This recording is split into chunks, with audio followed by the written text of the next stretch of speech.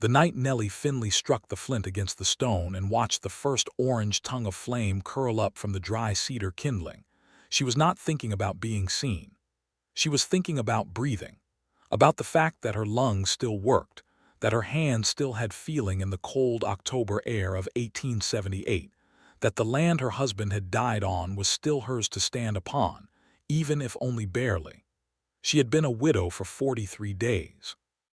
The fire she built that first night was small, no bigger than a campfire, stacked in the iron ring her husband Thomas had welded together from old wagon wheel spokes in the summer of their second year on the homestead. She built it in the yard, 10 feet from the front porch of the small cabin that sat in the flatland valley between the Powder River bluffs and the long ridge of limestone that ran north to south like the spine of some enormous buried animal.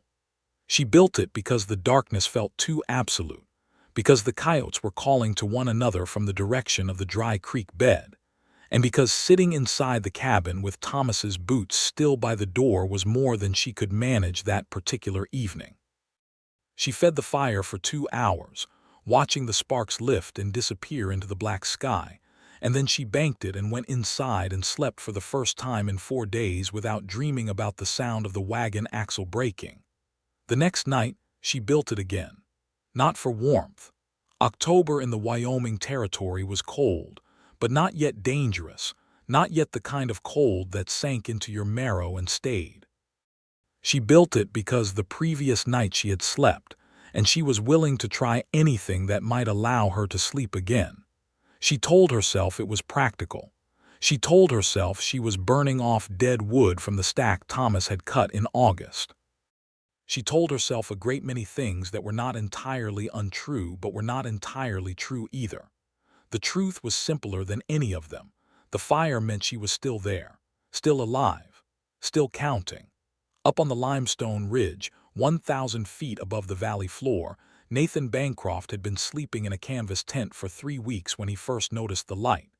He had come to the Powder River country from Cheyenne with nothing but a survey kit, a U.S. government contract to map the northern sections of what would eventually become a formal territory boundary, a horse named Colt who was better at climbing than any horse had a right to be, and a reputation for doing accurate work quickly and keeping to himself while he did it. He was 31 years old. He had a surveyor's habit of looking at the land in terms of lines and angles and elevations, which meant he noticed things most people walked past. He noticed rock formations. He noticed where water would run in spring. He noticed, on his 22nd night on the ridge, the small steady light in the valley below. He had studied the valley during the daytime as part of his survey work and had noted the homestead there, a modest but solid-looking cabin with a well and a garden and a corral that held 2 horses. He had made the notation in his survey log, occupied, single structure, appears maintained. He had not thought much more about it. But the light at night was different from the daytime cabin. The light was deliberate. It appeared at the same time each evening, roughly an hour after full dark, and it burned for approximately 2 hours before dying down, and then it was gone and the valley was dark again. He watched it the first night with mild curiosity. He watched it the second night with more attention. By the 4th night he had begun to look for it the way you begin to look for a particular star, not because it matters exactly, but because you have already found it and your eye goes there naturally now. He told himself it was simple observation. He was a surveyor. Observation was his occupation. He did not tell himself anything else for a while. The month of October passed the way October does in Wyoming, with alternating days of thin golden sunlight and sudden cold rain that turned the trail mud to red paste, and with nights that grew longer and sharper at the edges. Nathan completed his survey of the upper ridge by the 2nd week and should have moved his camp south to the next section. But the terrain there required waiting for a specific atmospheric clarity that would allow him to take accurate angle readings on the distant benchmarks, and he told himself this delay was purely professional. He watched the fire every night. He began to keep a small record of it in the margin of his survey notebook, not in his official capacity, but the way a man records something that has begun to occupy his thoughts more than he fully intends. First appearance, approximately 8:15 post-meridian. Duration, 2 hours 12 minutes. Intensity, consistent, well-managed, clearly built by someone who understands fire, someone experienced, someone careful. On the 28th day, it rained hard enough that he could not have seen a bonfire from the ridge, let alone a modest yard fire, and he found himself genuinely anxious in a way that startled him. He sat in his tent listening to the rain hammer the canvas, and he thought about the person down there, alone in the cabin while the rain came in sheets across the valley, and he realized he had never once considered that it might be a family of 4 or a ranching outfit. He had decided, from the quality of the light and the regularity of it, that it was one person. One person who needed the fire for reasons that had nothing to do with warmth. On the 29th night the rain had cleared, and the air had gone glassy and cold, and the fire appeared below him at its usual hour, and Nathan Bancroft sat on a boulder at the edge of the ridge, with his knees pulled up and his hat pushed back, and he made a decision that surprised him somewhat. He was going down into the valley in the morning. He told himself he needed to ask the homesteader about access to the lower section of the ridge, whether there was a trail, whether the creek crossing was passable after heavy rain. All of this was true in a technical sense. None of it was the real reason. The real reason was the fire. Nellie Finley was doing what she did every morning, which was everything. She was splitting wood at the chopping block when she heard the horse on the trail that led down from the ridge, and she straightened up and held the axe in both hands with the particular alertness of a woman who had been alone for 6 weeks in the Wyoming backcountry. Strangers on a homestead trail were not always trouble, but a woman who did not treat them with caution did not stay safe for long. She had Thomas's rifle on a peg inside the door, and she knew exactly how many steps it would take to reach it. But when the rider cleared the cottonwood stand at the bottom of the trail, and she got a clear look at him, she relaxed a fraction. He was a lean man on a good horse, dressed in plain working clothes with a canvas coat and a wide-brimmed hat, and he had a leather satchel of what looked like surveying equipment strapped behind his saddle. He rode with both hands visible and his posture open, which she had learned was the most reliable early indicator a person had. He was not riding toward her hard or with any kind of urgency. He was riding the way a man rides when he does not want to alarm anyone. He pulled his horse up at the edge of the yard, a good 20 feet from where she stood, and took off his hat. "Morning," he said. His voice was lower than she had expected and even. "I'm sorry to come on you without warning. I've been working a survey on the ridge these past weeks. I have a government contract. My name is Nathan Bancroft." Nellie looked at him steadily.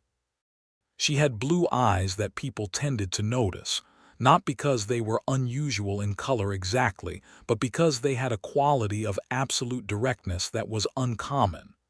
"Nellie Finley," she said. "What is it you need, Mr. Bancroft?" He had been prepared for wariness, and he respected it. "I need to ask about the creek crossing to the south of your property, whether there's a trail that doesn't require crossing private land, or whether your late husband would have objected to my crossing through the corner section to reach the ridge benchmarks on the south end." He had said it without planning to, the phrase "your late husband," because he had not planned at all what he was going to say when he got here, and it had come out truthfully if abruptly. He saw her jaw tighten just briefly, and he recognized immediately that he had said something clumsy. "How did you know my husband was gone?" she asked. He was quiet for a moment. He was not a man who said things he did not mean, and he was not a man who elaborated unnecessarily, but he recognized that this required honesty. "I've been on the ridge long enough to have noticed things," he said carefully. "I noticed the homestead. I noticed the fire you've been building in the evenings. I drew certain conclusions. I'm sorry if that feels like an intrusion. It wasn't intended that way." She was quiet for what felt like a full minute. A wind came up from the south and moved through the cottonwoods, and she didn't flinch or look away from him. Then she said, You can cross the south corner. There's a post at the property line with a yellow rag tied to it. Stay east of that post and you'll stay out of the soft ground where the spring floods through. It'll take your horse under if you're not careful." "Thank you," he said. He should have turned the horse. That was what the conversation called for.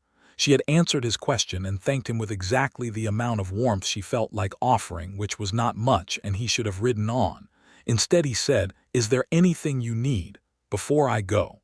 She looked at him again with those direct blue eyes. "I have what I need," she said. "I'm managing."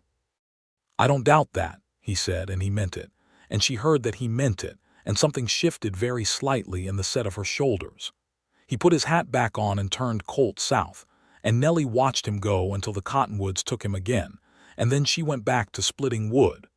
But she split the next 3 pieces less efficiently than the first 6, because part of her mind was doing something other than measuring the grain.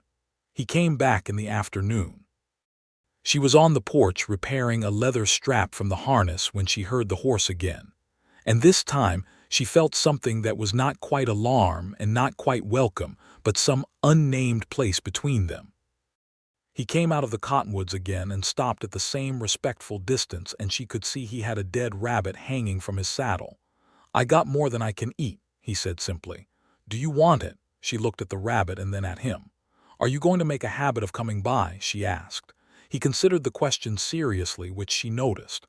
"I'll be on the ridge another 2 weeks, maybe 3, he said. "I don't want to be a nuisance. But it feels wrong to be camped up there watching the valley and not ask if the person in the valley needs anything." "I told you I was managing," she said. "You did," he agreed. "I'm not saying you're not. I'm saying there's a difference between managing and having things easier." She put down the harness strap and looked at him for a long moment. Then she said, "I can put a stew together with 1 rabbit if you want to eat something hot. There's not a great deal of hot food to be had on a survey ridge." He tied Colt to the fence post with the same careful deliberateness he seemed to bring to everything he did, and came up to the porch and held out the rabbit. Their fingers did not touch when she took it, but they almost did. And Nellie was aware of this in a way that made her feel guilty and confused in equal measure. And she went inside to skin the rabbit before he could see the confusion on her face.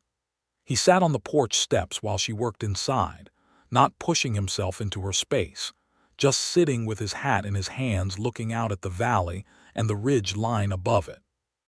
When she came to the door to ask if he wanted coffee, he was sitting perfectly still in the way that comfortable, self-sufficient men can sit, without fidgeting, without needing anything from the landscape except its presence.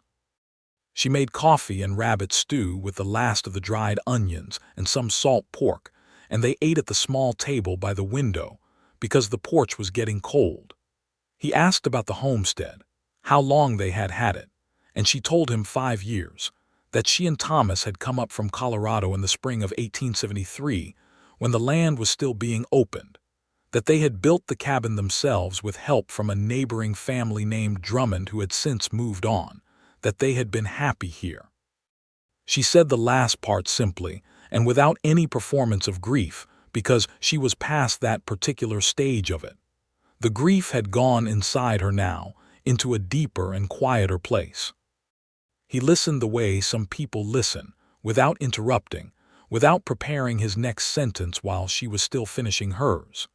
He asked about the valley in spring, and she told him about the flooding, about how the creek rose 8 feet in a good melt year, and you had to move the horses to the high corral.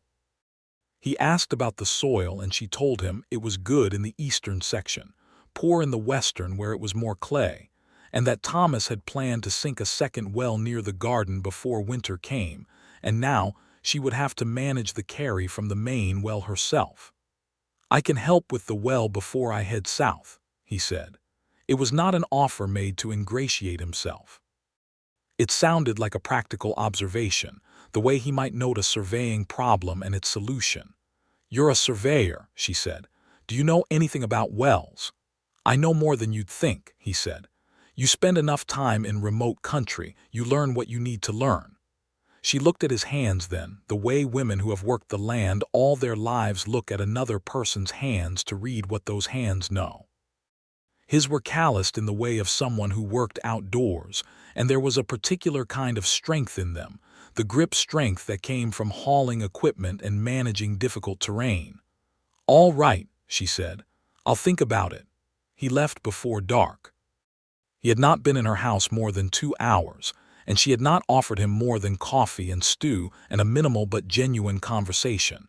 And yet when she stood on the porch watching him ride back up toward the ridge, she felt the particular absence that comes after good company departs. She did not know what to do with that feeling. She built her fire that night with more wood than usual. He saw it from the ridge, and it burned brighter than the night before. He came the next day, and the day after. He always had a reason, a question about property lines, a tool that needed sharpening which he thought she might have the right stone for, a request to use the water from her well for his horse since the creek was still muddy from the rain. The reasons were real enough, but they were also clearly the reasons of a man who had decided to find reasons. Nellie did not pretend otherwise to herself, because she had never been the kind of woman who pretended about things if she could help it. She saw what was happening clearly enough. What she was less clear about was her own response to it, which was warmer than she thought it ought to be, warmer than she thought was appropriate, given that Thomas had been dead less than 2 months and his boots were still by the door. She moved the boots on the 40th day, not far, just to the shelf in the back room. She told herself it was because she kept tripping over them in the morning. That was true. It was not the only truth. Nathan came on the 41st day with a load of split cedar he had cut from the deadfall on the upper ridge. He offloaded it from the pack animal he had borrowed from a neighboring outfit and stacked it neatly by her woodpile without being asked. "You didn't have to do that," she said. "I know it," he said. He dusted the cedar bark from his gloves and looked at her with those gray eyes that she had begun to think about more than she intended to. They were steady eyes, not warm exactly in the way that some men's eyes were warm, with that soft brown quality that made women feel cosseted and comfortable. Nathan's eyes were the color of the limestone on the ridge, gray and clear and somewhat weatheral, and they were honest in a way that she had come to rely on over the past 10 days. "I've been thinking about the well," he said. "The ground is going to freeze hard in another few weeks, and it'll be too late to do anything about it until spring. If you want help before that window closes, I need to know soon." "I know," she said. "I've been thinking about it too. And," she wiped her hands on her apron, an unconscious gesture, "I'm not in the habit of accepting help from people I barely know," she said. "That's fair," he said. "I'm not in the habit of offering it to people I barely know." They looked at each other across the woodpile for a moment. The wind moved the dry grass along the fence line, and a hawk turned overhead in a long, slow circle. "Are we still barely knowing each other?" she asked. He said after a pause that felt honest, "I don't think so, no." She almost smiled. She caught it before it fully formed, but it was there. "Start Monday," she said. "I'll need to go to Caldwell Creek for supplies, the general store. I can be back by midday." "I'll be here at noon," he said. Caldwell Creek was the nearest settlement of any size, a rough-built frontier town on the banks of the creek it was named for, about 8 miles from Nellie's homestead by the direct trail. It had a general store run by a man named Harlan Potts, who was more fair in his dealings than most, a smithy, a boarding house that doubled as the local gathering place, a small schoolhouse that was mostly unused since the nearest cluster of families with children was a half-day's ride east, and a saloon that was exactly what it appeared to be. Nellie drove the wagon in on the Saturday before Nathan was due to start work on the well, and she bought flour and salt, and a bag of dried beans, and a length of good rope that she could not really afford but needed for the well project. And she bought 2 pork shoulder pieces from the butcher who operated out of the back of the general store on alternate Saturdays. She was paying for the flour when Harlan Potts, who had a natural conversational quality that made him both a good storekeeper and an occasionally trying acquaintance, asked her how she was getting on out at the homestead. "Well enough," she said. "Heard you had some company," he said, in the neutral but interested tone of someone who absolutely has an opinion and is choosing not to volunteer it directly. "I've had a government surveyor asking about access routes," she said. "That's all." "Nathan Bancroft," said Harlan, nodding. "He came in here a week ago for supplies, seemed like a solid man. Been doing survey work in this territory for 3 or 4 years from what he said. Good reputation. I asked around a little." He paused. "Not prying. Just you're out there alone and I've known you since you and Thomas first came through, so." Nellie looked at him. "I'm aware of the circumstances, Harlan," she said, not unkindly. "Of course you are," he said, and changed the subject. But walking back to her wagon she thought about it, about what it meant that Harlan had asked around about Nathan, about what the town, such as it was, would think about a widow who had a man coming to her homestead to work. She was 30 years old, not young in the way the unmarried girls who still lived with their parents back east might consider young, but not old either.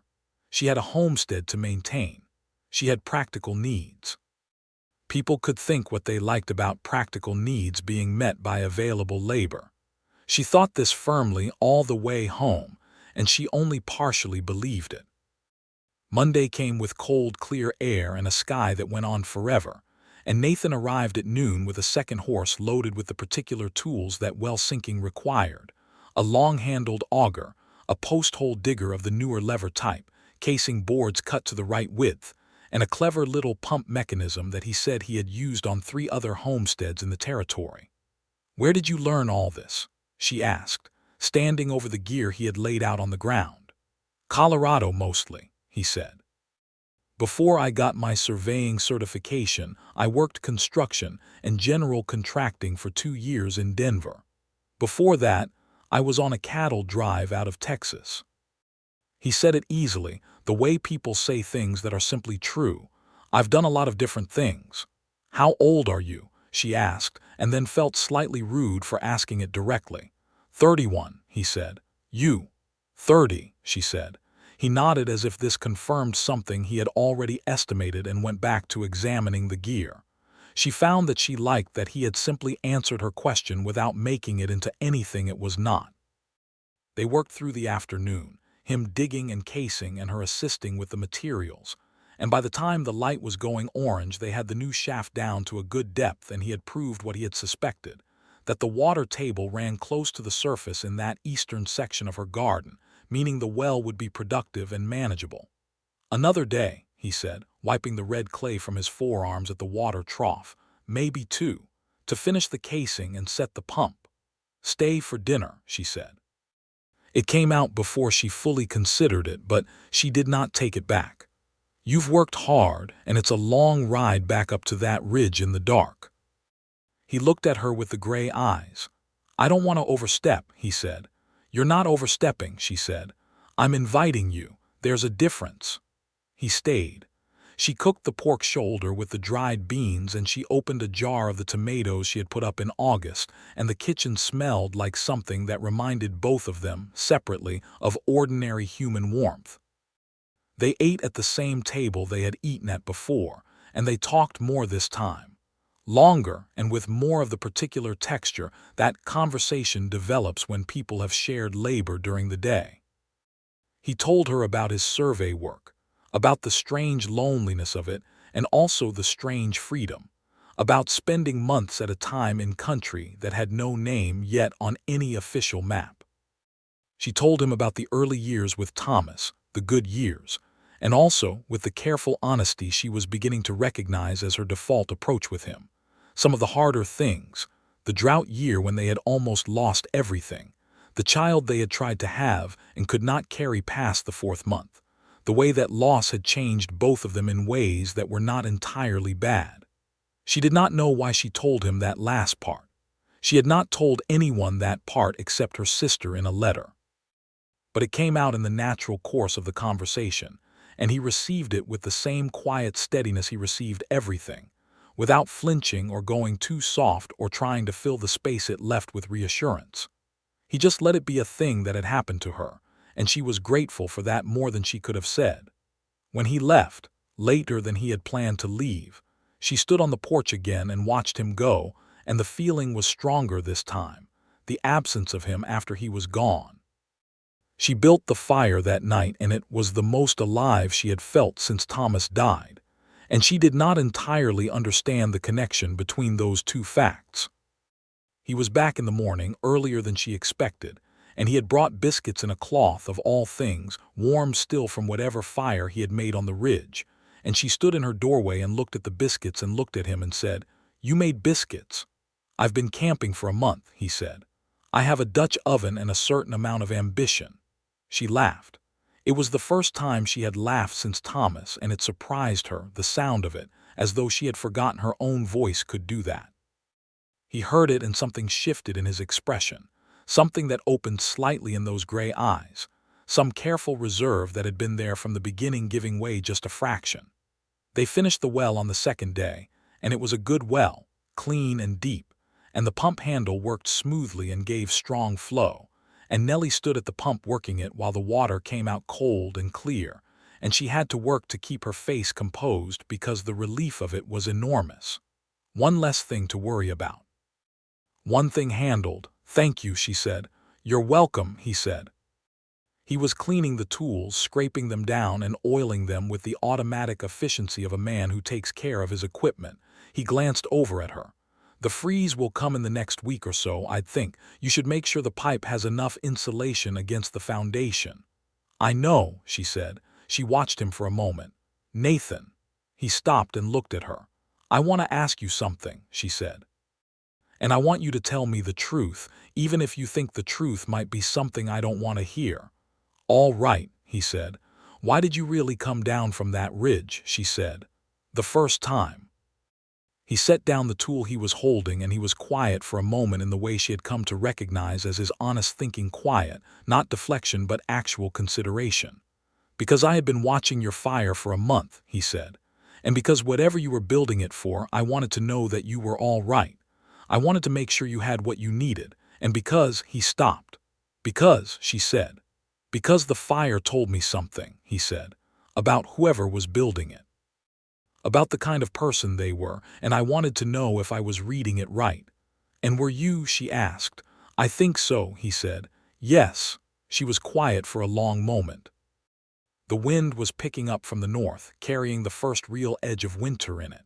"I didn't build it to be seen," she said. "I want you to know that." "I know," he said. "I know you didn't. But I'm not sorry you saw it," she said.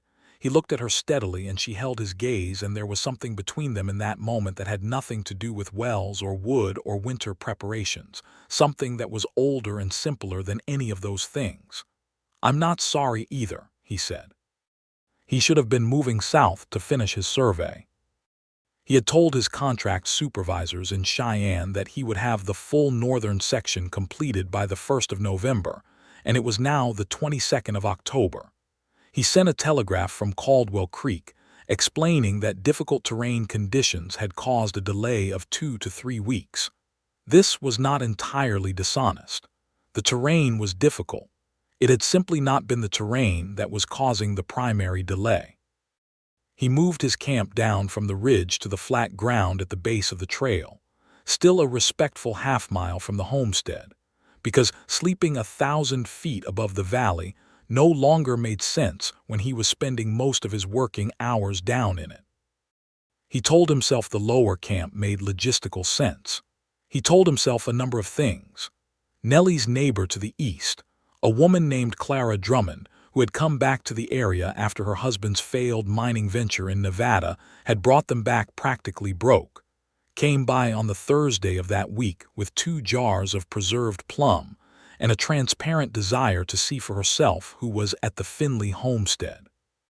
Clara was a broadly built woman of good humor and practical intelligence, and she was Nellie's closest friend in the territory, which is to say, she was one of about 4 women Nellie knew well enough to call a friend, the distances involved in homestead life being what they were. Nellie made tea, and Clara sat at the kitchen table and looked around with the careful casualness of someone absolutely cataloging everything. And when Nathan came to the door at midday to return the long-handled auger he had borrowed, Clara looked at him, and then at Nellie with an expression that contained several sentences compressed into a raised eyebrow. Nathan was polite and brief and clearly aware that he had walked into the middle of something, and he left promptly after returning the tool. Clara waited until she could no longer hear his horse and then said, "Nellie Finley." "Don't," said Nellie. "I am not saying a single solitary word," said Clara. "You're saying it very loudly with your face," said Nellie. Clara picked up her tea and smiled into it.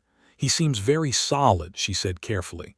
"He's a surveyor," said Nellie. "He's been helping me with the second well." "Of course he has," said Clara. "Clara." "He has very good hands," said Clara. Nellie pressed her lips together and looked out the window. "Thomas would not want you to be alone out here," said Clara, in a different tone now, quieter and more honest. "You know that. He was not that kind of man." "It has been 2 months," said Nellie. "I know that," said Clara. "I'm not telling you to do anything. I'm telling you that you are allowed to notice that a good man has been showing up every day with useful things and a respectful manner and very good hands." Nellie looked back at her friend. "It's too fast," she said. "Isn't it? Isn't it too fast?" "I don't think grief operates on a schedule that you get to set in advance," said Clara gently. "I don't think it works that way." After Clara left, Nellie stood by the kitchen window for a long time, thinking about schedules and grief, and the way Nathan's face looked when he was listening to her, that absolute quality of his attention, and she thought about Thomas, about the good years and the hard years and the deep particular love that had existed between them, the kind of love that is built from shared labor and shared loss and does not resemble very much the love described in novels. She thought about the fire. She thought about building it every night, alone, not to be seen, and about him watching it from the ridge for a month, and about how he had come down not to take anything from her but to make sure she had what she needed. That evening she built the fire as usual, and she sat beside it in the chair she had dragged outside, and she looked up at the ridge. She could not see his camp from here, the angle was wrong, but she knew he was up there, or rather she knew he was down here now at the base of the trail, half a mile away. She stayed by the fire longer than usual. He came the next morning with a different quality about him, a kind of careful intentionality, and she recognized it because she felt it too. He asked if there was anything that needed doing around the property before the hard freeze came, practical and direct as always, and she walked him around the place and showed him the fence section on the north side that had been failing since summer, and the window frame on the back of the cabin that she had been patching with rags because the wood had warped, and the loose stone in the chimney that she had been monitoring since September.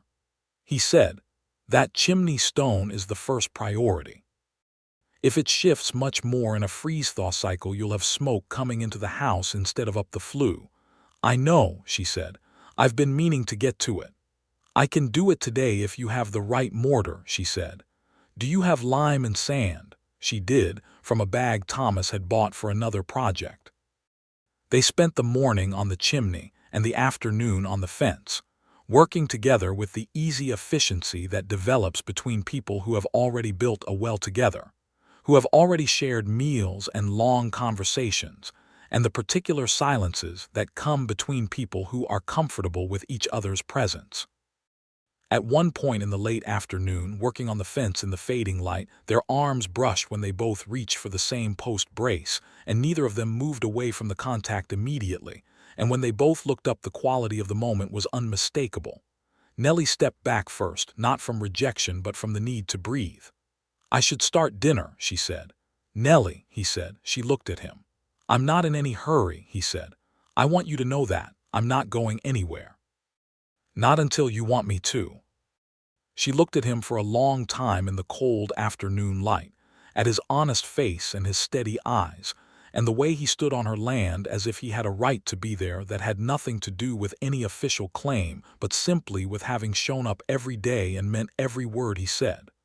"Come in for dinner," she said. It was not the same as a declaration. They both knew it was not nothing.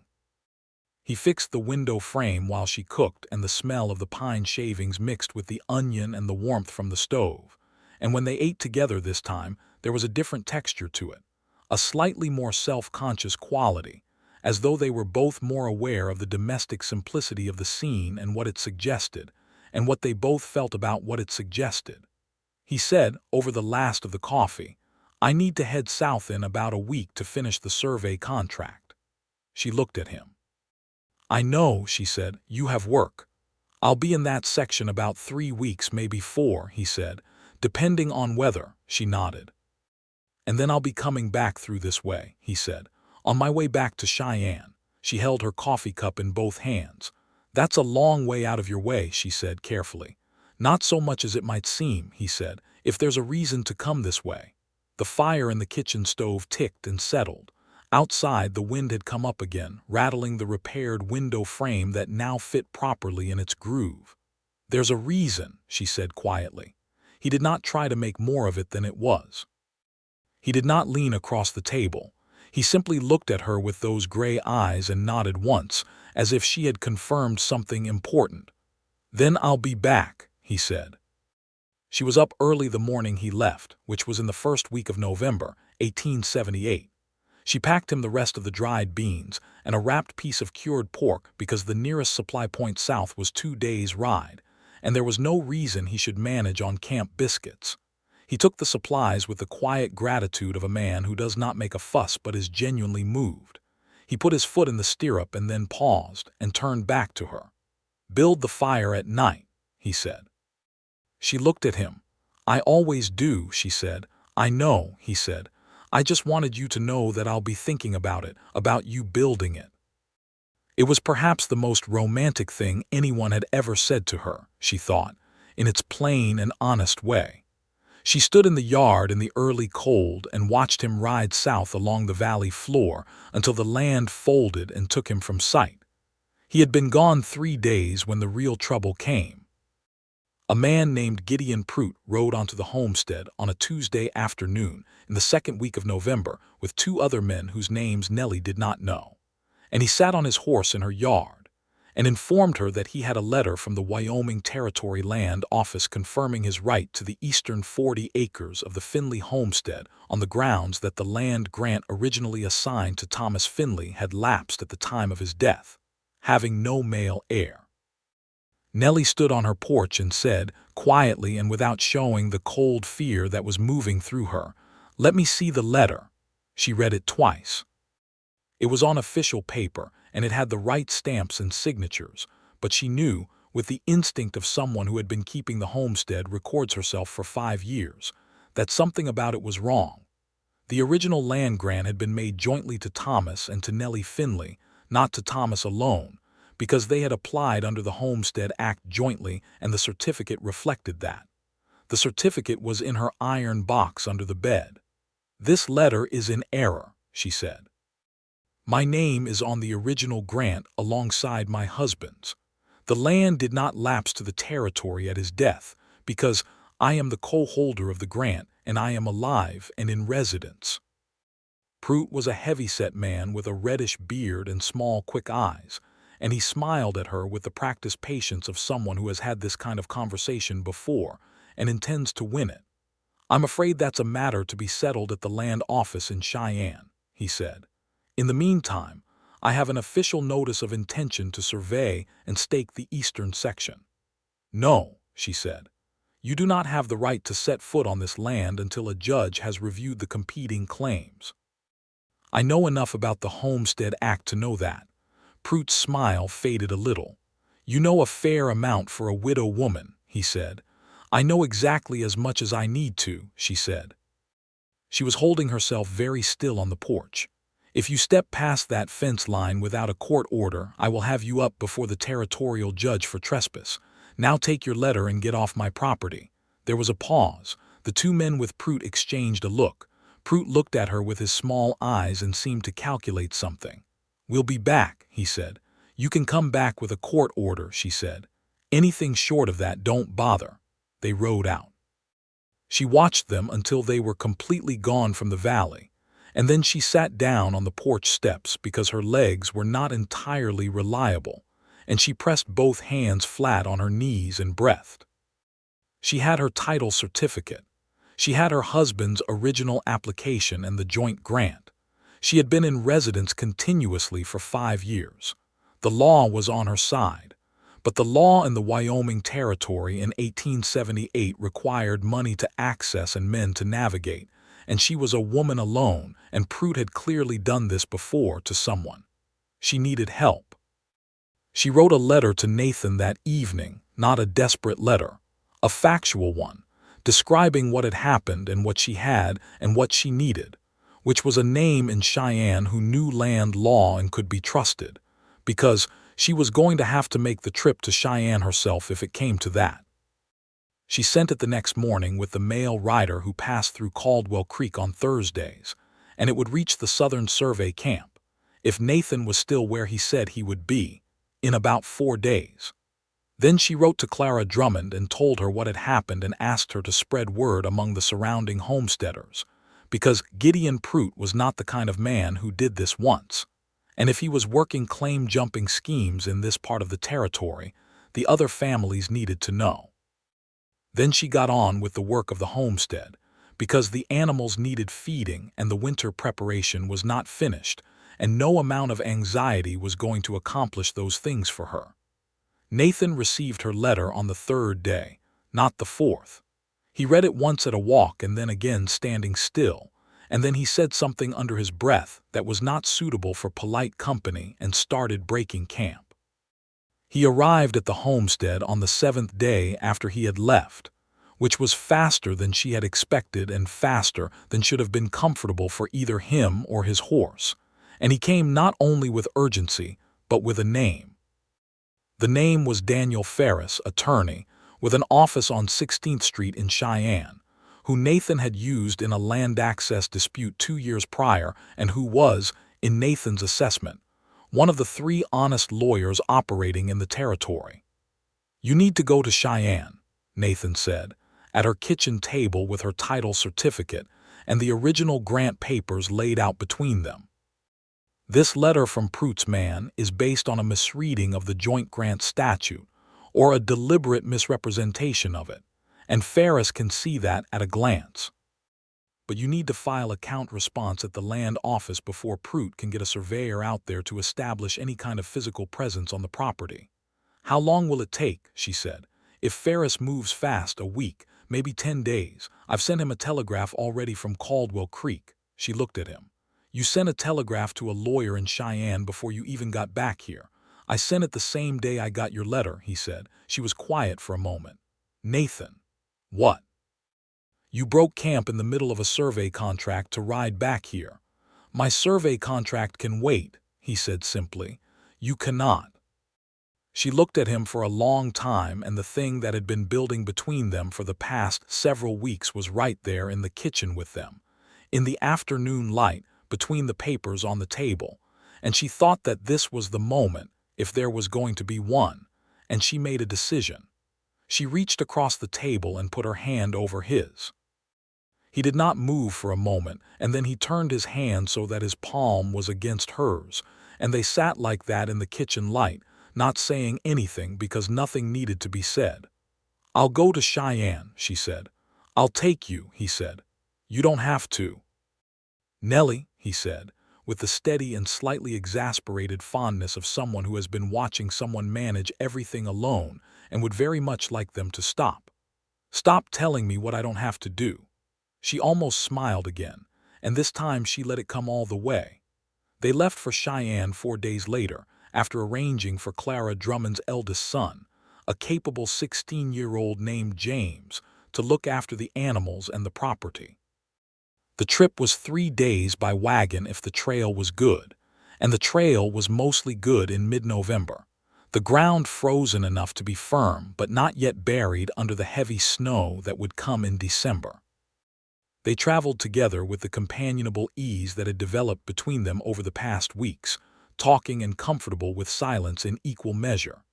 The second night they camped at a spot in the open country south of the Platte Crossing, a high clear spot with a view of the stars in every direction, and Nathan built a fire that reminded her of her own, the same careful construction, the same unhurried quality. She sat across the fire from him and said, "How long have you been alone?" He looked at her across the flames. "A long time," he said. "By choice?" she asked. He was quiet for a moment. "Mostly," he said. "After a while it becomes habit and you stop asking whether it's a choice." He looked at the fire. "There was someone, years ago in Denver. It didn't work. She wanted a different life than the one I seemed to be heading toward." "A settled life," Nellie said. "A city life," he said, "which is not the same thing for me. I can settle. I just need the right country to settle in." He looked up from the fire at her. "The right reason." She held his gaze over the fire for a long moment. "I need to tell you something," she said. "I need to tell you that I loved Thomas, really loved him. Not just in the way you love someone because they are the person you married and you are practical about such things. I loved him because he was a good man and we built something together, and he deserved more years than he got." "I know that," said Nathan. "I'm telling you because I don't want you to think that the way I feel about you means I feel less about him," she said. "I don't think it works that way. I think you can carry a person you loved and still have room for something new. I'm only now learning that this is true, but I think it is." Nathan was quiet for a long time, watching the fire. Then he said, "I think what you built with him, those 5 years in the cabin and the well and the garden and all of it, that doesn't go away because he's gone. It's yours. It belongs to you. And whatever this is between us, that's also yours. They don't take anything from each other." She looked at him in the firelight, at his face that was becoming so familiar to her, at the steadiness in him that was not coldness but the opposite of coldness, a deep and quiet warmth that did not advertise itself. She stood up and walked around the fire and sat down beside him on his side, and he put his arm around her, and they sat together looking at the fire in the Wyoming dark, and the stars above them were extraordinary. "I'm glad you watched the fire," she said. "So am I," he said. Cheyenne in November of 1878 was already preparing its winter face. A busy territorial capital city by the standards of the time and place, with brick buildings on the main streets and enough commerce and law and human density to feel entirely different from the open country they had come through to reach it.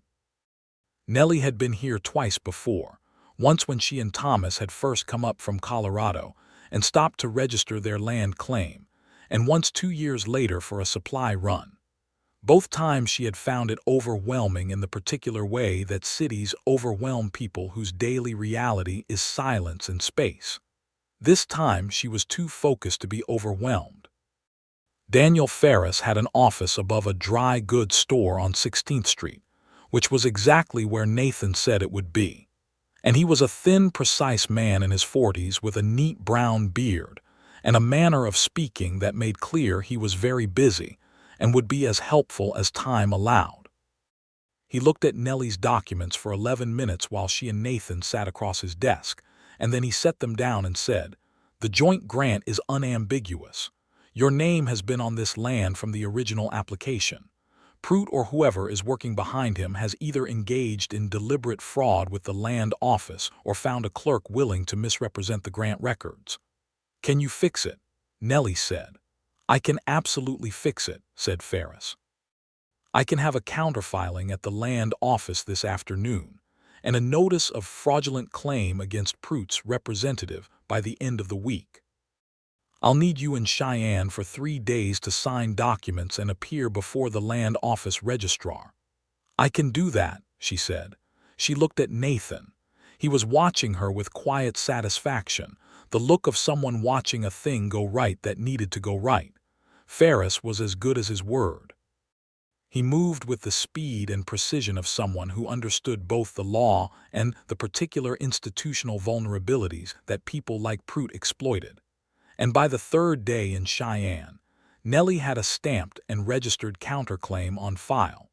A formal notice of fraudulent misrepresentation served to Prout's attorney of record, and a letter from the Territorial Land Office confirming that her co-holder status had never lapsed and that the original purported notice of claim lapse was based on a clerical error that had been corrected. "He may try something else," Ferris said, when they came for the final documents. "Men like Prout don't always give up at the first legal obstacle." If he tries something else, I'll come back, Nellie said. Ferris looked at her over his spectacles with what appeared to be genuine respect. Yes, he said. I think you will. Walking out of Ferris's office into the Cheyenne Street, with the papers safe in her bag, Nellie felt something that was not quite triumph but close to it, a solid, good feeling of having stood on her own ground and made it hold. She looked at Nathan beside her, and he was looking at her with that open quality that had been in his eyes since the day by the well. Thank you, she said, for all of it, for Ferris, for coming back, for— Stop thanking me, he said gently. Please. Laughed, and it was easier than the first time, more comfortable in her own body. I keep doing that, she said. You keep thinking you have to earn everything, he said. You don't, not from me. They were standing on a busy Cheyenne street and people were moving around them, and she wanted very much to say something that mattered, something that was equal to what he had just said. What she said was, will you come back to the homestead with me? Not as a surveyor, not to fix anything, just to come back. He looked at her steadily. Yes, he said, that's exactly what I want to do. The trip back was 3 days again, and the weather held clear and cold, and they talked almost continuously. The way people talk when they have decided something between them that has not been said in so many words yet but is entirely understood. He told her about his childhood in Missouri, his father's hardware store, his mother who had been a school teacher and had given him his precise and methodical mind. She told him about growing up in Kansas, about her parents' farm, about how she had met Thomas at a county gathering when she was 23, and how she had known almost immediately that he was the kind of man she could build a life with. How did you know? Nathan asked. They were on the second day, the wide country spreading out around them in every direction. He was honest, she said simply. He didn't try to impress me. He told me what he had and what he was working toward, and he asked me if I thought I could be interested in that kind of life. No performance, just the truth. Nathan was quiet for a moment. Is that what you still look for? He said. In a person. She looked at him from the wagon seat. I think you already know the answer to that, she said. He smiled then, a real smile, broader than she had seen from him before, and it changed his face completely, brought a warmth to the gray eyes and a set of lines around his mouth that made him look, suddenly, years younger. She had not known he could look like that. She filed it away carefully. They came back into the valley on the late afternoon of the third day, in the golden last light of November, and the homestead appeared out of the cottonwoods with the cabin and the corral and the new well pump, and all of it intact and undisturbed, James Drummond having done his job capably. Clara's son was waiting on the porch when they pulled in, stamping his feet against the cold, and he reported that 2 men had come by on the Monday, looked at the place from the fence, and ridden off without stopping, and Nellie thought that was probably Pruitt's men confirming that someone was watching the property. Thank you, James, she said. Tell your mother I'll bring the preserved plum jar back full of something better. The boy rode off, and they unloaded the wagon together, and she fed the horses, and he brought wood in from the stack and built up the kitchen stove. And when they were done and sitting at the table with the coffee she had made from the good Cheyenne stock she had bought on their last morning there, the quality of the silence between them was the most comfortable silence she had ever sat in. You should finish your survey, she said. I should, he said. The southern section, she said. You've been delayed 3 weeks. Your contract. My contract can be renegotiated, he said. My supervisor in Cheyenne is an understanding man. I sent him another telegraph while we were there. She looked at him. You plan to stay. I was hoping, he said carefully. I wasn't planning, there's a difference. She set down her coffee cup. Nathan, she said. Nellie, he said. They looked at each other across the kitchen table in the lamplight, with the stove ticking and the November dark outside the windows, and 5 weeks of building and labor and conversation and fire between them. I'm not asking you to give up your work, she said. I know what it means to you. I know you need the open country, and I know you need the work that matters. I'm not asking you to stay in this kitchen forever. What are you asking? He said quietly. I don't know exactly, she said honestly. I'm asking if we can find out, if you're willing to try to find out. He reached across the table and covered her hands with his, the way she had covered his hands in this same kitchen 3 weeks ago, the circle of it deliberate, full. "I have been willing since the first day I rode down from that ridge," he said. "I've been waiting for you to be ready." "I think I'm ready," she said. "I think that's what I'm trying to tell you." He stood up from the table and she stood up too, and he took both her hands and looked at her in the lamplight for a long moment. And then he pulled her close and held her, carefully, as though she were something he had been afraid of breaking for quite some time and had finally, with very clear permission, allowed himself to hold. She pressed her face against his shoulder and breathed in the smell of him, the outdoors and the cedar and the honest work, and she felt, for the first time in 2 months, something that was not grief and not courage and not the pure will to endure that had been getting her out of bed every morning since Thomas died. She felt cared for. Not managed, not directed, not condescended to, but genuinely and specifically cared for by another person who saw her clearly. She cried then, finally, the good kind of crying that has a bottom to it, and he held her and did not try to stop it or talk through it. And when it was done she felt emptied out and clean and more herself than she had been in months. "I built the fire every night," she said into his shoulder, "because I needed to feel like I was still there, still existing. Like someone or something could see me even if there was nobody to see me." "I saw you," he said. "I know," she said. "I think maybe I knew, even when I didn't know, that someone was looking." He pressed his lips to the top of her head, not with urgency, with tenderness. She tightened her arms around him. Outside, the November wind moved through the cottonwoods and the dark was full and quiet. He built the fire that night, in the iron ring in the yard, and she sat beside it in her chair, and he sat beside her in the second chair that had been Thomas's chair, and that she had for the first time that evening felt all right about someone else sitting in, and they looked up at the ridge above the valley, and it was empty of any light, because he was down here with her now.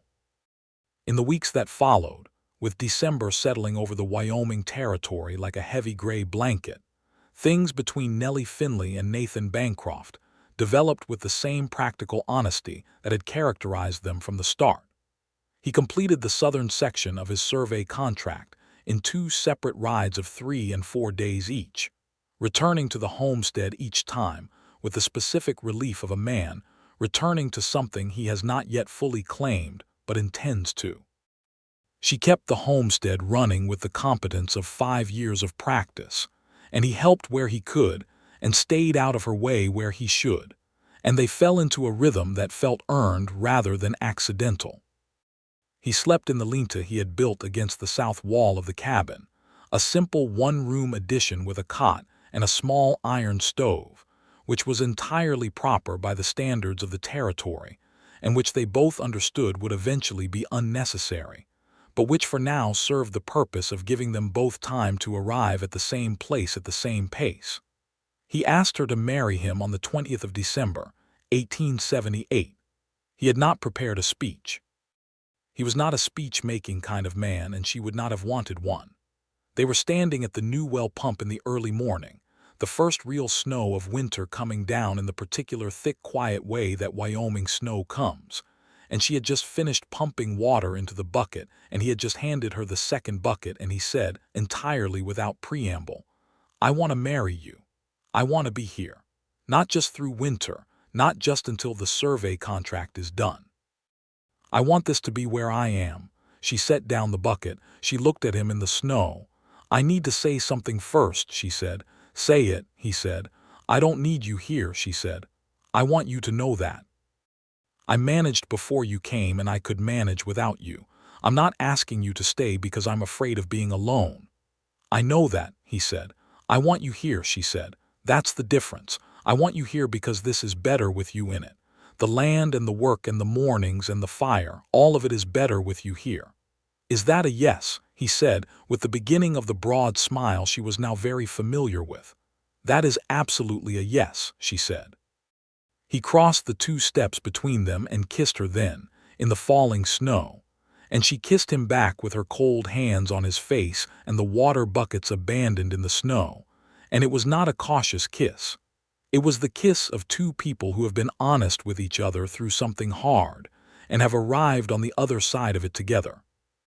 They were married on the 14th of January, 1879, in the front room of the Caldwell Creek boarding house, which was the largest interior space available, and which Clara Drummond had decorated with pine boughs, and the last of a bolt of calico she had been saving for something that turned out to be this.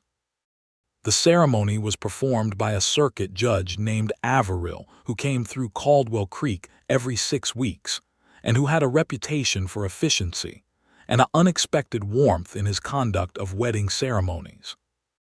Every homesteader within a half-day's ride came, which in the Powder River country of 1879 amounted to 14 people, and Harlan Potts provided a barrel of decent cider, and the boarding house owner, a woman named Miss Sutton, had made a honey cake that was generally agreed to be the finest thing any of them had eaten since the previous Christmas. Nellie wore the blue dress she had made the previous summer, the one Thomas had liked, and she did not feel guilty about wearing it because she thought Thomas would have had strong opinions about what she should wear to her own wedding, and they would have involved the blue dress. Nathan wore his good jacket, which he had sent to the Cheyenne laundress before Christmas, and which came back pressed and dark, and fitting him well enough that Clara Drummond caught Nellie's eye across the room, and raised her eyebrow again in the exact same way she had in Nellie's kitchen all those weeks ago. When the judge asked Nathan if he took Nellie Finley to be his wife, Nathan said yes with the same direct, uncomplicated quality with which he said everything, and when the judge asked Nellie the same, she said yes looking directly at Nathan's face, and the gray eyes were warm in a way she was the only person in that room who fully understood, because she had watched them go from careful reserve to this over the course of 4 months and she knew the distance. Clara cried. Miss Sutton cried. Harlan Potts blew his nose with great force and declared it to be the dust from the pine boughs. The Bancroft homestead, as it became, was by the spring of 1879 a different place than the Finley homestead had been in November. Not because Nathan changed it in any drastic way. He was not a man given to drastic changes, but because the presence of 2 people working a piece of land is exponentially more productive than the presence of one, and because Nathan brought to it the specific practical knowledge he had accumulated over a decade of working in difficult country. He negotiated an arrangement with the survey office in Cheyenne that allowed him to take local contracts, meaning the territories within a 2-day ride of the homestead, and do the long-range contracts in concentrated seasons rather than continuous absence. It was not a perfect arrangement, and it required some goodwill from his supervisor, a man named Alderman who had been skeptical at first and had come around when he looked at Nathan's production record and realized he was getting first-rate work on whatever terms he offered. Gideon Prout made one more approach in February, through a new attorney and with a different legal theory, and Nellie returned to Cheyenne with Nathan this time, and Daniel Ferris disposed of the claim in 4 days with visible impatience, noting for the record that the third attempt to claim land against a well-documented joint grant suggested a pattern of harassment, and that the territorial court would be taking a dim view of any further filings. Prout did not file again. He moved operations, Clara heard later, to the Sweetwater country, and Nellie hoped whoever he found there had a good lawyer. In the spring, Nathan plowed the eastern garden section, and they planted corn and potatoes, and a long row of winter squash, and the new well drew perfectly, and the garden that year was the best Nellie had ever grown on this land. He repaired the north fence properly, not a patch job but a full rebuild with new posts and wire, and she taught him about the particular drainage patterns of the valley that she had learned over 5 years, and he told her what those patterns indicated about the underlying geology, and they talked about the land the way people talk about something they are building a life on together, with specific attention and shared ownership. In the evenings they built the fire in the iron ring when the weather allowed, the 2 of them together, and sat beside it in the 2 chairs, and looked up at the ridge above them and the sky above the ridge and talked about everything and nothing, the way people talk when they are inside a life that is going somewhere good. Nellie continued to light the fire every night they were home, through spring and into summer, even when the weather was warm enough that it was not needed for warmth. It had become something else by then, not a signal of survival, not a beacon of solitude, but a habit of gratitude, a nightly acknowledgement of the land and the sky and the fact of being alive and being in good company. Nathan never asked her to stop. He understood what it was. He had understood what it was from the ridge. In August of 1879, she told him she was pregnant. She told him in the morning, over coffee, with the same directness she brought to everything. She had suspected for 2 weeks and been certain for 5 days, and she had been waiting for the right moment to speak it, and then she had decided there was no right moment. There was just the morning with the good coffee and the man she loved on the other side of the table. He sat very still for a moment when she said it. She watched him. Then he stood up and came around the table and knelt beside her chair and took both her hands, which was not a thing he had done before, the kneeling, and he looked up at her with an expression on his face that she had never seen from him, something open and stunned and deeply, completely happy. "Are you all right?" he said. "Are you well?" "I'm well," she said. "Tired in the mornings, but well." He pressed her hands to his face and she felt him breathe against them, and she put her free hand on his hair, and they stayed like that for a moment in the August morning in the cabin that was both Thomas Finley's and Nathan Bancroft's and most of all hers, and she felt the completeness of the thing, the full circle of it, the way grief had opened into something new without ever erasing what had come before. "A boy or a girl?" He said against her hands. "Entirely unknown," she said. "Ask me again in January." He laughed against her hands, and she felt the laugh, the warmth of it, and she thought that this was what she had been building toward when she built the fire every night in the dark yard of the valley, even though she had not known it, even though she had thought she was only trying to prove to the empty country that she was still there. She had been there, and now she was not alone. Their son was born in the last week of January, 1880, on a night when the snow was falling outside, and the kitchen stove was working as hard as it could, and the midwife Clara had insisted on, a capable and calm woman named Ruth Hastings who lived at the Drummond place, attended the birth with the practical efficiency of someone who had done this 40 times, and found the difficulty of it neither surprising nor a cause for alarm. Nathan stayed in the kitchen for most of it because that was where Ruth told him to stay, and he was, for the first and only time Nellie had ever observed, genuinely unable to maintain his usual steadiness, pacing the kitchen with his hat in his hands and stopping at intervals to listen and look at the door and then resume pacing. Clara, who had stayed through the night as well, sat at the kitchen table drinking tea and watching him with an expression that was entirely fond. "She is one of the strongest people I have ever known," Clara said. "She is going to be perfectly fine." "I know that," said Nathan, and sat down and immediately stood back up. Clara poured him tea without being asked.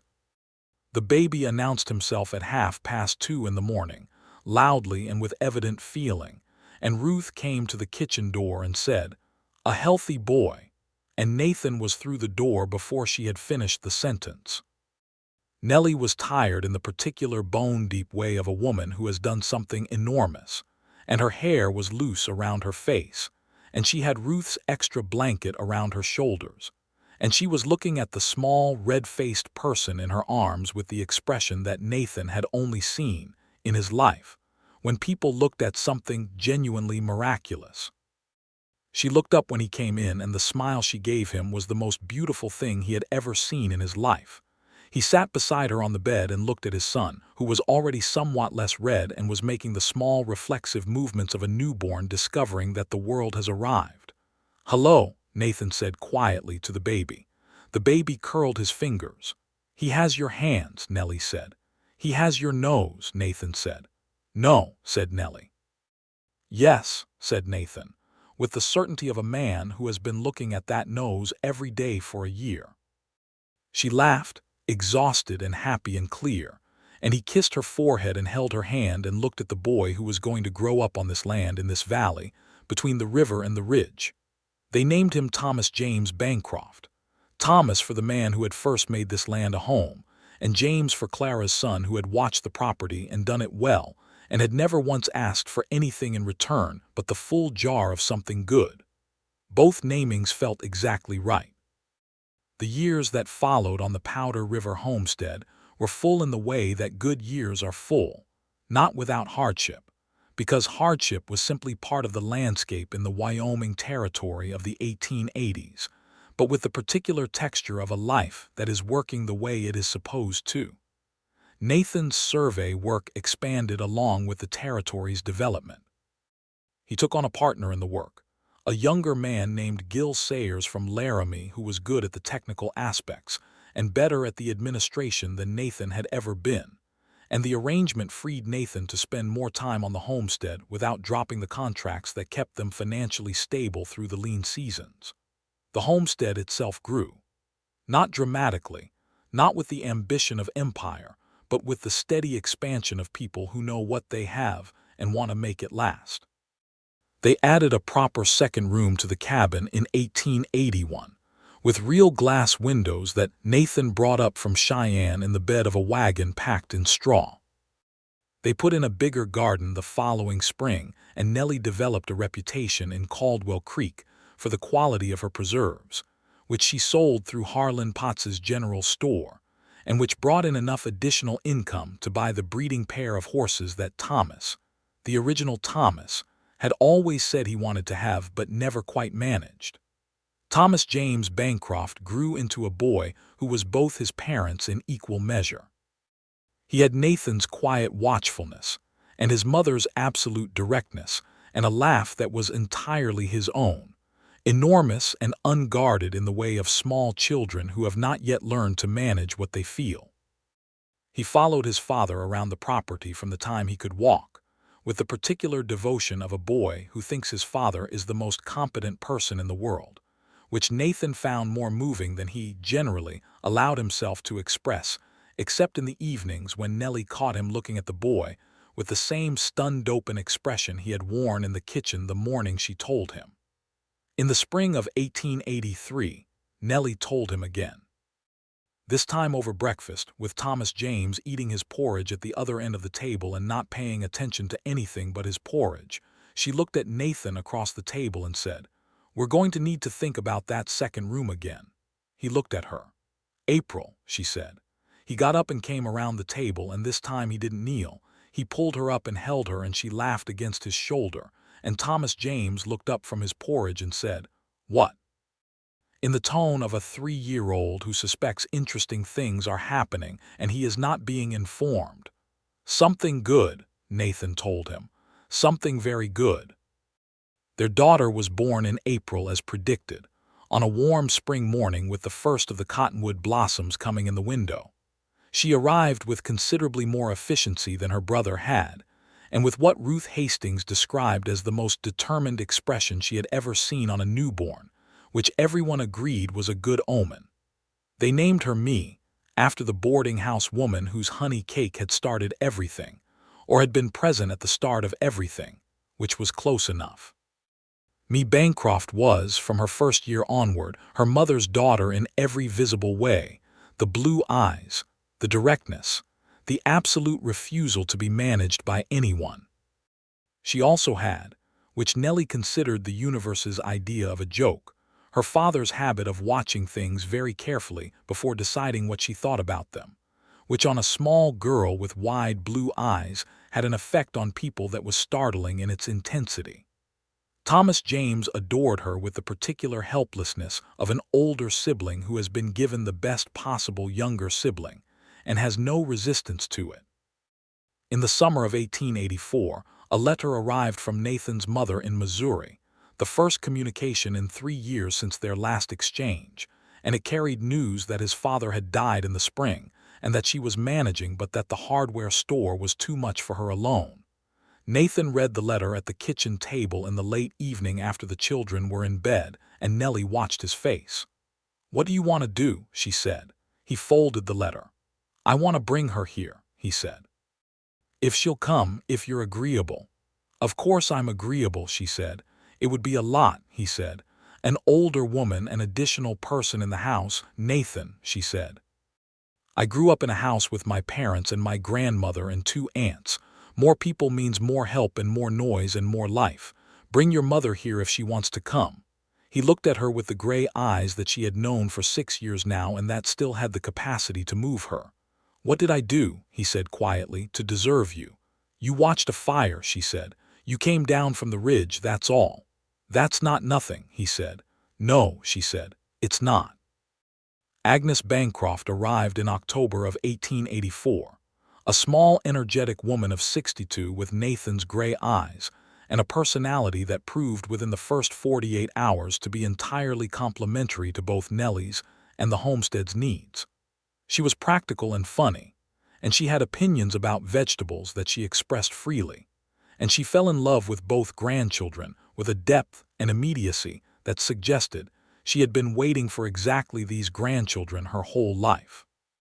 She also, within her first week, said to Nellie in the kitchen while Nathan was out in the far field, "He wrote to me about you, you know, before he ever came down from that ridge to speak to you." Nellie looked at her. "He did. He wrote me about this woman in the valley," Agnes said, working the dough she was making with cheerful efficiency. "He said there was a widow living on a homestead below his camp, and she built a fire every night, and he couldn't explain exactly why, but he thought he ought to go down and check on her." Nellie was quiet for a moment. "What did you write back?" Agnes looked up at her with the gray eyes, the exact eyes. "I told him that a man who wonders about someone's fire has already made his decision," she said. "He just needs to go make it." The cottonwoods went gold that October as they did every year, and the ridge above the valley stood clean and bare against the sky. And in the evenings, when the work was done and the children were in bed and Agnes had retired to the new room they had built on the east side of the cabin for exactly this purpose, Nellie and Nathan sat beside the fire in the iron ring in the yard, in the 2 chairs that had been out there since October of 1878. The ring had been there since Thomas Finley made it from wagon wheel spokes. The fire it held had burned every night since October of 1878, first as a signal of survival, and then as a habit of gratitude, and then as something else entirely, the visible evidence of a life being lived on purpose, on good ground, with good company, in full view of the sky. "The children want to know why we always build the fire," Nellie said. She was looking up at the ridge, at the limestone spine of it against the night sky. "What did you tell them?" Nathan said. "I told them it was how we found each other," she said. He looked at her in the firelight, this woman he had loved for 6 years and would love for as many more as the land and the years allowed. This woman who had made a place for him in her life and her land and her history with the same generosity and clear-sightedness she brought to everything. And he thought about the ridge and the small light in the valley dark and the month of watching and the morning he had finally come down. "That's the truth," he said. "It is," she said. The fire burned between them in the iron ring, steady and bright, the same fire it had always been, made by the same careful hands, watched now by the same steady eyes. And above them the Wyoming night went on in every direction, enormous and indifferent and beautiful. And below it 2 people sat in their chairs on their land in their lives, and the warmth between them was something the darkness had no claim on at all. The years on the Bancroft homestead carried them through the growth of the territory, through Wyoming's formal admission to the Union in 1890, a day that Nathan marked in the survey log he still kept as a matter of professional habit with the simple notation Wyoming, State, and which Nellie marked by baking a honey cake from Me Sutton's original recipe, which Me the elder had written out for her on her wedding day, and which she had kept in the iron box with the land grant certificates ever since. Thomas James grew into a young man who had his father's surveying instincts and his mother's stubbornness in equal measure, and at 17 he announced that he intended to apprentice with Gill Sayers in Laramie and learn the survey trade properly. And both his parents looked at him across the dinner table, and Nellie said, "Your grandfather Finley would say you have the land in your blood," and Nathan said, Gil Sayers is a good man and you'll learn well from him. And that was settled. Me grew into a girl, and then a young woman who read everything she could get her hands on, which in the Powder River country was a limited but earnest supply of books that came through Caldwell Creek's small lending library, and through Clara Drummond's regular purchases from the catalog, and through Agnes Bancroft's own trunk of volumes that she had brought from Missouri. Me wanted to teach, and was very clear about this from an early age, and nobody who knew her doubted it for a moment. Nellie and Nathan were, by the end of the 1880s, no longer young exactly in the way they had been young, but they were something better, which was settled and known to each other in the way that only years of shared work and shared conversation and shared difficulty can produce. They knew each other's silences, and they knew what the silences meant, and they knew how to reach across the spaces between them when reaching was needed. They still built the fire. Not every night, because winters in Wyoming made outdoor fires a limited proposition, and they were no longer young enough to sit outside in February just for the principle of it. But on the good evenings, the clear fall nights and the long summer evenings and the soft spring nights when the valley smelled of snowmelt and new grass, they built it in the iron ring that Thomas Finley had welded from wagon wheel spokes, and they sat beside it in the two chairs that were now somewhat weathered but still solid. And they looked up at the ridge and at the sky above the ridge, and they talked about what was happening on the land and what the children were doing and what Agnes thought about the new garden arrangement and what they were grateful for. The list was long. It got longer every year. On the night of their 10th anniversary, January 14th of 1889, Nathan went into the cabin after they had been sitting by the fire and came back with a small flat box that he had had in the back of the cedar chest for 3 months, waiting for the right moment. Nellie opened it in the firelight. Inside was a compass, a fine one, the best quality, with a silver case and a glass face and her initials engraved on the back, N.B. Nellie Bancroft, 1879-1889. She looked at it in the firelight for a long time. "A compass," she said. "You always know where you are," he said, "but I thought you should have one that confirmed it." She looked up at him from the compass in her hands. 10 years, she said. 10 years, he agreed. She thought about the night in October of 1878 when she had knelt in the cold yard and struck flint on stone and watched the first small fire take hold in the iron ring, and how she had been trying only to breathe, only to keep existing, only to make some small warmth in the enormous Wyoming dark. She thought about the ridge above the valley and the man on it, watching, caring, coming down. She leaned across from her chair to his and kissed him the way she kissed him when she wanted him to know the whole thing, the full depth of it, the 6 years and the 10 years and the years still coming, and he received it the way he received everything she gave him, completely and without reserve. The fire burned steadily in the iron ring. The stars burned overhead, the same stars they had always been. Somewhere on the ridge, the limestone spine of the land stood white against the dark, and below it the valley held the homestead and the well and the garden and the corral, and the smoke from the chimney went up straight in the still air, and the two chairs sat empty by the fire for a while, because the people who usually sat in them had gone inside together, carrying the compass and the warmth and the 10 years between them, and closed the door. The fire burned on a little longer in the dark, smaller now, settling toward embers, the last of the cedar releasing its warmth into the Wyoming night. And then it was quiet, and the valley was full of stars.